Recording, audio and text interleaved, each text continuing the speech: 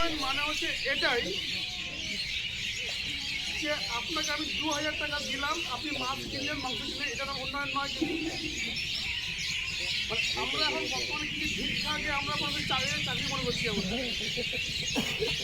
লক্ষ্মীর ভাণ্ডার থেকে নিয়ে যতগুলো মানে ছোটো ছোটো প্রকল্প এটা কিন্তু উন্নয়ন নয়। উন্নয়ন হচ্ছে এটাই যে আপনাদের এখানে একটা আছে একটা বিজ্ঞান সেবা করে, এটা হচ্ছে উন্নয়ন। শিক্ষাটাই হচ্ছে আসল উন্নয়ন। Education is the most powerful weapon which you can use to change the world.